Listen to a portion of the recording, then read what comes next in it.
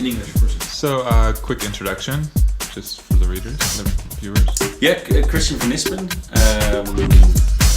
Currently work at RWE, helping them survive this energy transition. Remco van Horst, CEO of the Dutch crowdfunding platform for renewable energy projects Duurzaaminvesteren. And we're going to start off today talking a little bit about Dutch energy policy and the situation for energy companies, larger utilities and energy companies in the Netherlands. Starting with solar and wind policy, can you give a sort of just a broad brushstroke on what solar and wind energy policy are like right now in the Netherlands, and where you think they could and should be headed? Okay. To start off with that, I think, well, obviously we're a very windy country, so the potential is tremendous. But I think the lack of a consistent policy has resulted in the fact that Denmark has by far overtaken us in terms of capacity. We're starting to pick up on that, and I think it's thanks to the EU where we have to reach a percentage of 14% renewable energy by 2020 that we're now finally picking up on that. Sad thing is the technology has always been there. We had the expertise, but it did take more support in the beginning, which was not given enough. Now there's quite some funding available, and a lot of projects are indeed picking up. But there's a lot of overcapacity in the market in terms of energy production within the country. I don't think they ever assumed that the combination of energy savings on the one hand and decentralized power production could have such an impact. So, what are your views on that, Christiaan? Well, exactly this effect is also what the energy transition is about. Is that energy companies need to find new ways or have to find a new role within the world of energy, and then the role as an aggregator is something that comes, which is that the energy company is then kind of the organizer for every home that has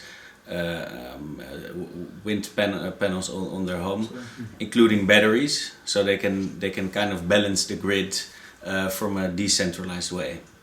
And the same with solar, with wind energy. It's unpredictable, so that's why they have to kind of really have the role as a balancer, aggregator. And I mean, the Netherlands was sort of an early leader in wind, and then just sort of flatlined, it seems. Yes. But I mean, it's interesting you bring up energy efficiency. I mean, if the demand side is not there and you have existing plants, that's quite a challenge to say, oh, let's just retire these existing plants and roll out. That's exactly the issue. Yeah. So that's exactly the problem. Yeah. Okay. And I mean, other people I was talking with, they said, there's this 2020 directive, and basically they were sort of saying that the plan isn't really much of a plan right now. It's more of just like they're pushing it off, and then they're going to have to rush through to get to the target by 2020. Is that more or less the situation? What are the incentives right now or are there incentives for wind development, solar development? Well, there is one subsidy scheme called the SDE subsidy. It has various price thresholds. So it's basically a Dutch way of buying renewable, the cheapest forms that can apply for that subsidy if they can already realize green power, and then the more expensive forms like solar energy will not be able to acquire access to these funds. Last year, although there weren't that many big projects available, so a lot went to solar energy actually. I think we'll be adding at least 800 megawatts of solar over the next 2 years. And these are large projects, not rooftop, right? Exactly, well, both land and rooftop indeed. Okay. And this year I saw that a lot of wind energy projects have picked up. But it's a bit the scheme like they started off with in Germany, whereby it's basically all the users of the grid paying a small fee, and that at the end results in this more than 3 billion available in subsidies for these kinds of projects. But of course it's not really a level playing field. I think the subsidies are basically solving the issue that there's not a level playing field. The negative effects of coal are not being priced in. Right. There's no coal tax being paid for on coal which goes into energy plants. So it's. Do you have any? In the U.S. we've had studies like from the director of Harvard Medical School showing that like $500 billion a year is the extra cost of coal that's not priced in. Do you know what the cost is for the Netherlands, or have there been such studies? I haven't seen for the Netherlands. I saw one from the World Health Institute also on the pollution in Europe in cities and both obviously cars, but also the energy plants are in that one. It's high, whatever it is. It's very high. Well, indeed, yes. Until that's being put into the price, not just like with nuclear, until the full decommissioning costs are being added to the power price, it's not.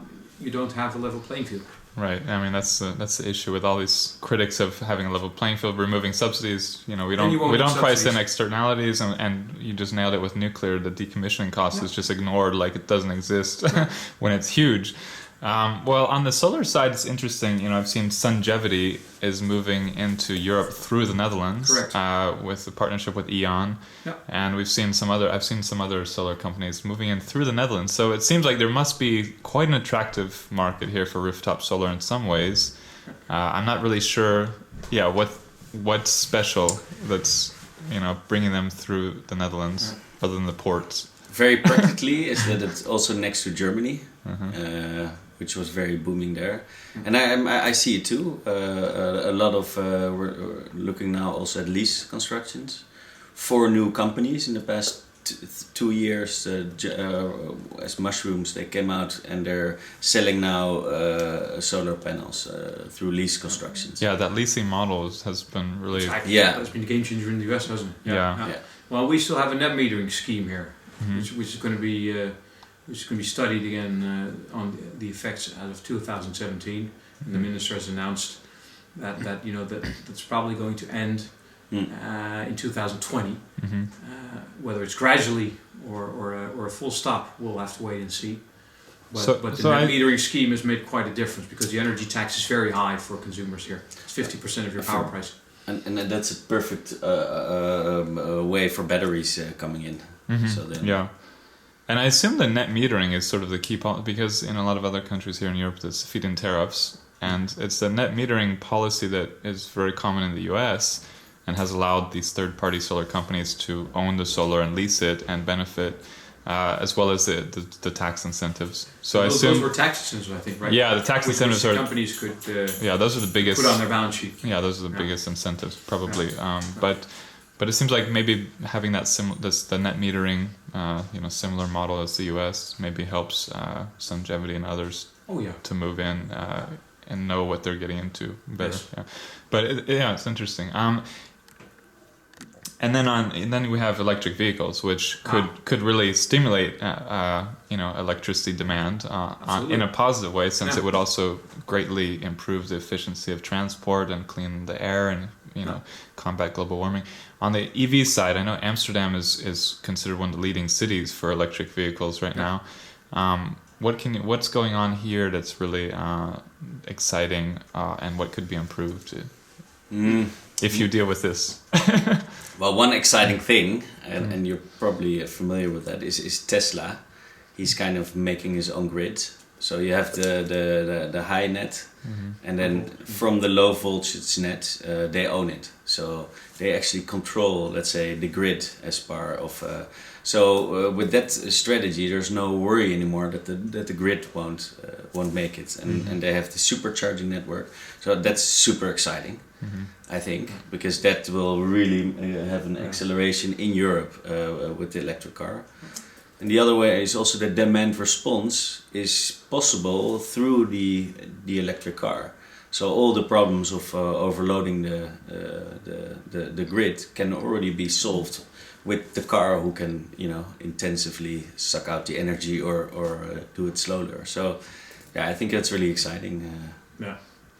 No, true. And I think of course I think 1 or 2 years ago we had these great tax incentives for electric vehicles. That was amazing. So they were all over here. And the thing that I just learned the other day, I thought they were for consumers, but my understanding they were just for fleet, just for businesses, just for corporate, Most corporate indeed, but indeed all these persons who have their own company, right? And for them it was very, very attractive. You could add up you could stack a couple of fiscal measures which made the Teslas well within reach for far more than a lot of people had expected. Right. And of course, City of Amsterdam has done a lot. You have charging spots right across the office here, along the canal, where you don't have to pay if you have an electric vehicle and you charge it there. Now, considering the tariffs here for regular parking, that's quite attractive. Yeah, I didn't know that was free if you're charging. Yeah. Oh, absolutely. Yeah. And now actually you can sell. I mean, in the beginning these places often were empty, but definitely not anymore. Yeah, we spotted. We walked to a park yesterday, and on the way there was a charging spot. Just two little charging spots there, but around it I think we found about 6 electric vehicles parked in that right there around that area. A Tesla was there. A Chevy Volt was charging, so a Mitsubishi Outlander plug-in hybrid, smart electric drive. Very good. So it was great. I was very excited. My wife was laughing at me, but it was. But I wasn't clear that offers free parking. That's a huge incentive. Well, that worked pretty well. Yeah. And have you also seen the smart to goes? Yeah, I've seen a couple of those. The electric car sharing. Yeah, they're awesome. Yeah, I got the pass. And they've opened up their platform so others can build apps for that. It's absolutely amazing. So that has worked quite well. And let's not forget, there's another issue, of course, that's the air pollution within the cities. That there are certain limits have to be achieved as of this year. If they're not achieved, cities will have to take even extra measures, and this can even delay construction projects.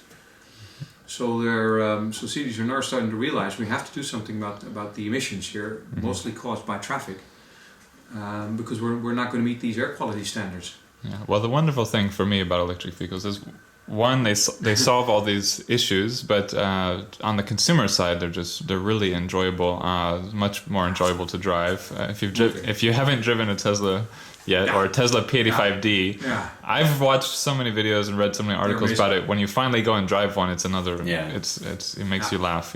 But even the lower end models are really fun to drive. And then there's a convenience factor, but that's a challenge in cities. It's interesting because these get pitched as city vehicles, but right now electric vehicles work best when you have a garage where you can charge, unless you have access to good charging on the street or at home. But anyway, I've always been amazed by that. That's maybe interesting for Christiaan to answer that of course, because of the loss of power sales by efficiency measures, that could have been compensated very much by electric vehicles, but so far the energy companies haven't really on that. I think that's really it's a new challenge. Yeah, I'd say.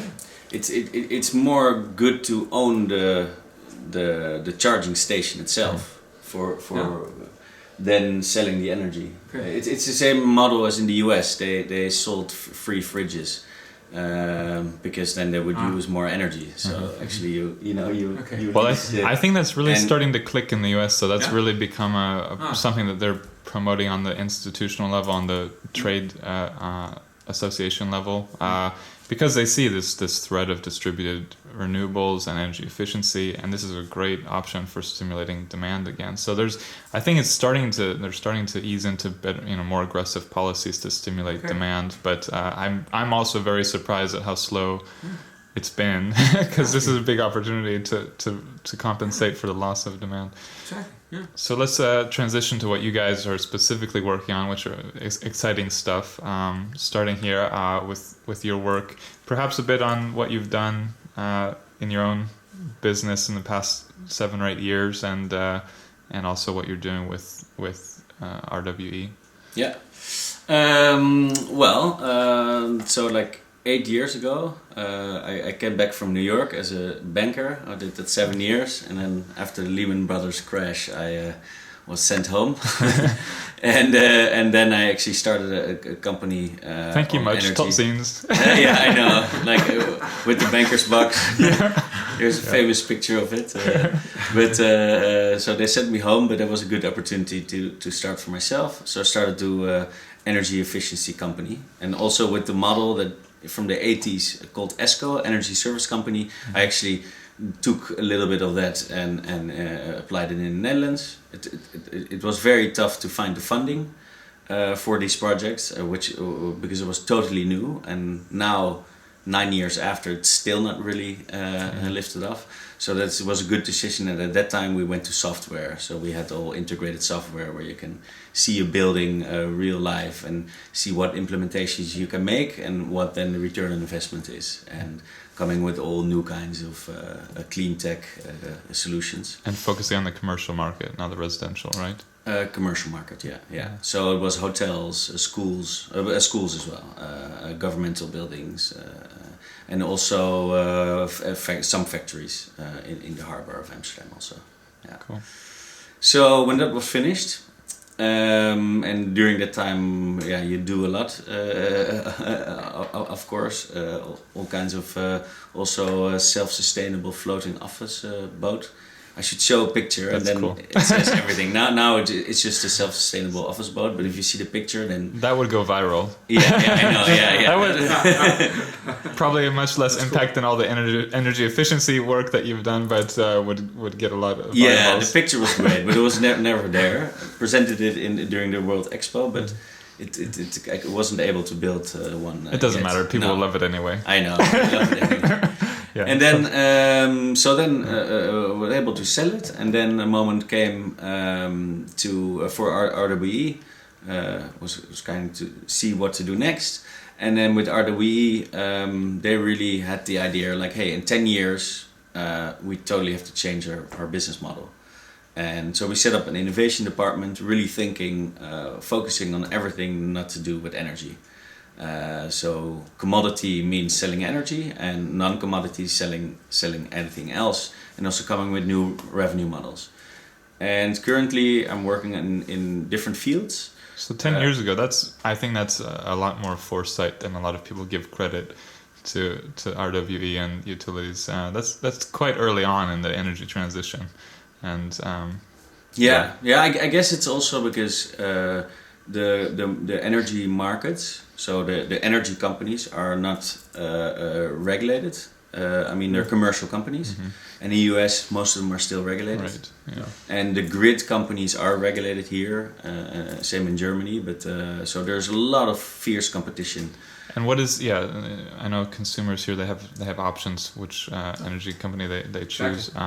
What's RWE's share of the market? Is it really just a handful of companies that sort of dominate the market here, or are there really a lot of providers? Ascent is probably 1/3 of the market. Mm-hmm. That's a Dutch company. Yeah, that's a Dutch company, and it's been acquired by RWE. Oh, okay. And I think it's a number 1-2 company in Europe. RWE. Mm-hmm. Has about 23 million clients, and in the Netherlands we have about 2.3 million. Okay. And the same is also Npower in the UK. Mm-hmm. Is also acquired by RWE. Okay. So it's. So you're working now basically on something totally different. So it's really on smart home. Mm-hmm. So, and smart home, our main competitors in there are companies like Google. We work with Nest, of course. Mm-hmm. Samsung and 1,000 other startups and larger companies that you wouldn't know of. Yeah. So that's one. The other one is big data. The funny thing is there are a lot of companies doing great stuff in this space, but there's some that just are much better at getting attention, getting articles written about them. Nest is one of those where they've mastered getting press and attention. And I think there are a lot of startups doing wonderful similar stuff, or that are probably a bit jealous of how it's quite difficult to get attention in this space, but there are a lot of people really working well on it. And a lot of the startups you're working with, is it really broad international group of companies, or are you working with a lot based in the Netherlands?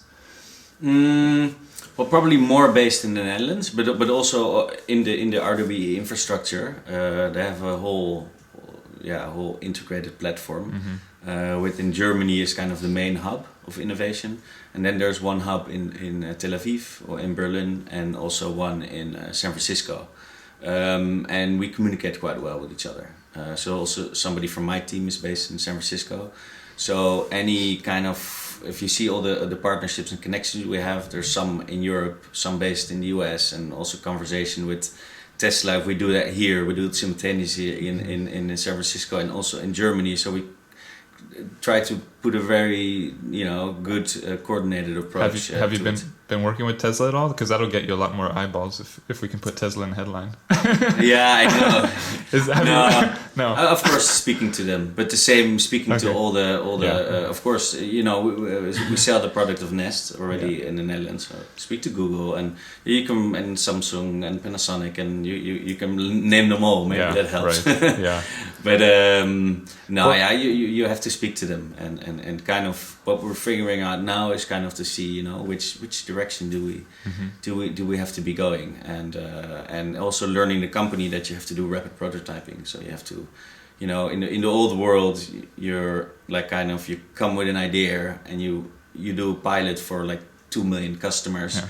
And you roll it out, and within 5 years you find out you fail. Yeah. And in the new world you can't do that anymore. You have to do that in like 2 months. Exactly. And so that's why we're doing a lot of piloting initiatives and trying to find out where we have to go running while running. So it's very it's great. It's fantastic. Sounds great. Highly needed. So Remco, we love crowdfunding. We love renewable energies. So we obviously are going to love what you have to talk about here. What are you? What's your business? What are you doing? Well, thanks for being here. The two colleagues that I work with, they originally set up the platform Duurzaaminvesteren, coming out of the fact that a lot of projects are missing a certain chunk of funding, whereas they're perfectly bankable in the simple economic sense. And that's on the one hand, and on the other hand, there's more than 320 billion euros in savings accounts in the Netherlands doing absolutely nothing. So why not tie them up? And there's a lot of interest in that also from local organizations and cooperatives who have great plans for wind energy projects, solar projects, etc. Or do you also do like geothermal or biomass, biogas? We will look at that. We haven't done those projects yet. But what we see is that these cooperatives, for instance, they can very much support the project when they work together, either them or they set it up themselves. But they lack the background of how to realize the project. How to attract the kind of financing. What does it take? We have a permit from the Dutch financial authorities to do these kinds of projects. We can do bonds, we can do shares. So we have all the flexibility basically needs to actually get these projects realized. Mm-hmm. And that's our role. But of course bank financing is pretty cheap at the moment in the Netherlands. So that's what they should go after, and we assist them with that sometimes. And so just for the missing part. So just clarify, it's crowd investing that you're I think that's the right way. Facilitating. Yes. Yeah. I mean I don't know if that's a term. I use that term. I agree with you. It's not for new objects which still have to come into existence. Yeah, and it's not just to support something. It's actually to get a return on your investment. That's for the private investor, exactly. Mm-hmm. Yeah. And how? I mean, in the U.S. we've got a couple of platforms doing this, and I guess one of the challenges is it's hard to make it available to more than like very high rolling investors. It's challenging to make it available to common person who wants to invest maybe $100 or $1,000 instead of like 100,000. Do you have that challenge here, or basically can you facilitate investments from an average person? Yeah, we definitely can, and that's exactly I think one of the most important things. You can do it via the internet. And you can choose. Tickets start at anywhere between €250 and $1,000. So it's your own decision how much you want to invest. And the requirement is basically just that you be a Dutch citizen? Yes, or? Dutch citizen have a Dutch bank account. Cool. Yeah, and you can do it all via internet. And when the information memorandum per project, you can download it. You don't have to subscribe or anything. You can download. You can read it. All the risks are there. And if you appreciate it, you can do your payment via internet as well. And what if you're an EU citizen with a Dutch bank account? We're working on that at the moment. Okay. Yeah. But we only exist a few months now. But we definitely have plans in that direction. I'm quite positive we have readers who would be interested. I know we would. Great. Well, they sure should get in touch.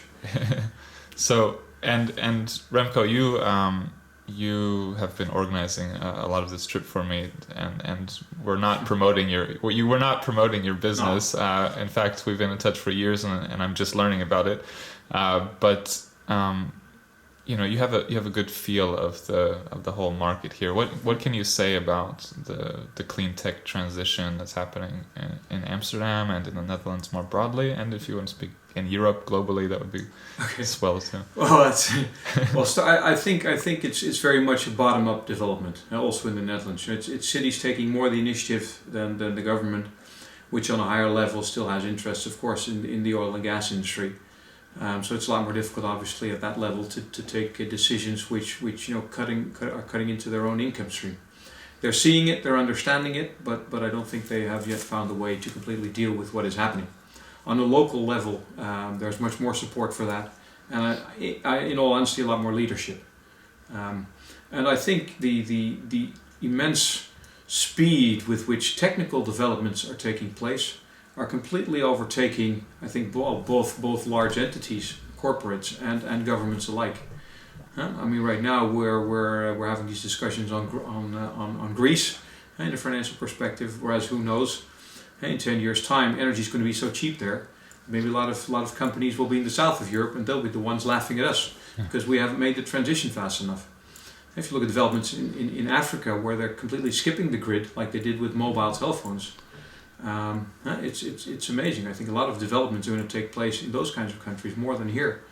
If you also look at the very wealthy countries in Europe, like the Netherlands, also Luxembourg, I just drove through there. They're at the bottom of the ranking in Europe where it comes to renewable energies. There's no sense of urgency very often.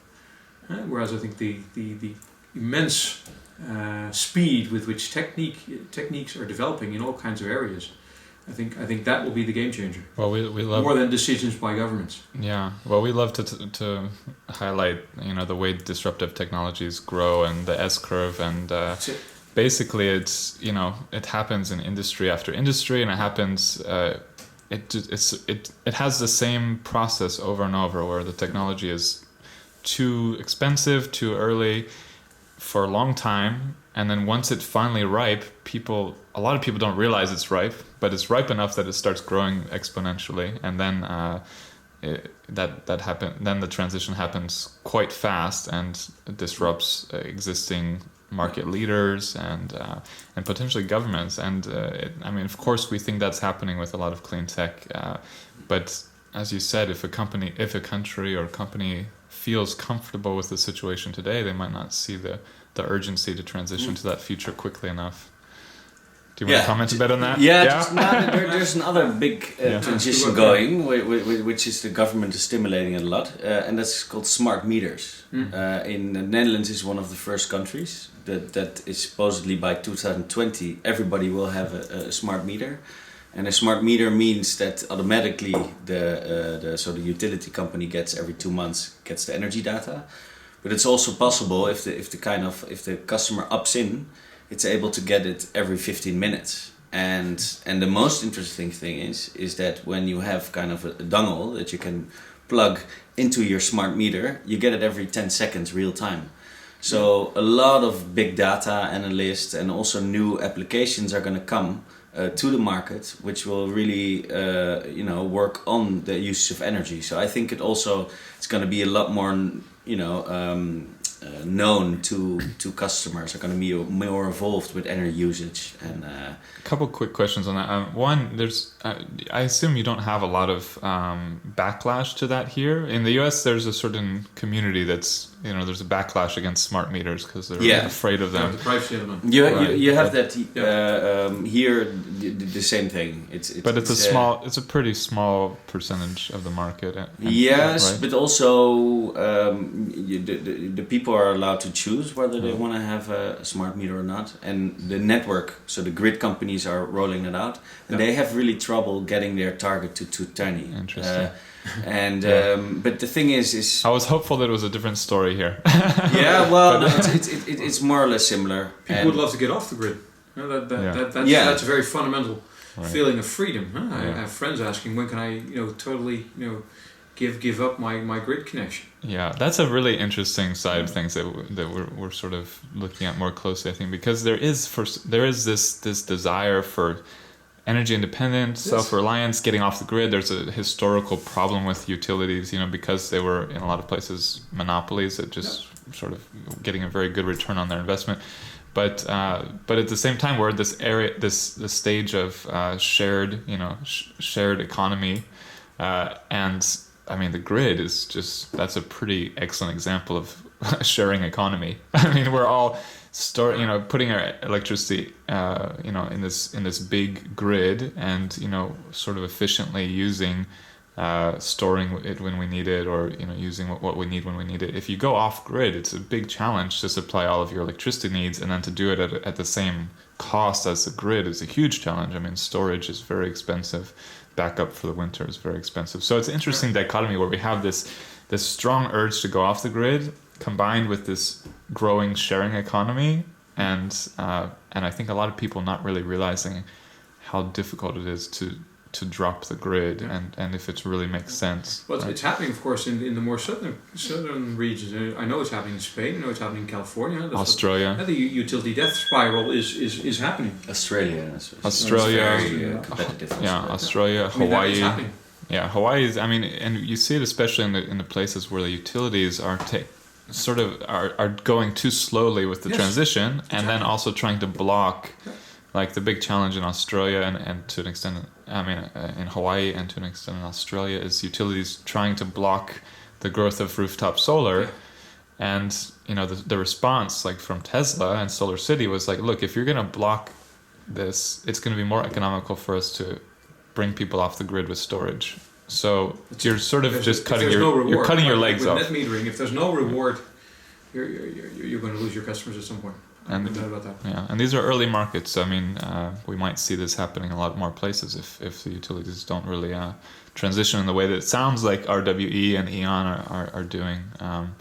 But interesting side of the story. And another thing so I've seen a little bit about the ability to meter not just your home, but meter specific appliances like the refrigerator, the stove, the TV, so that consumers can have a much better energy awareness of where their electricity usage is coming from, and potentially could even take, for example, the refrigerator off the grid while leaving other things on the grid or something like that.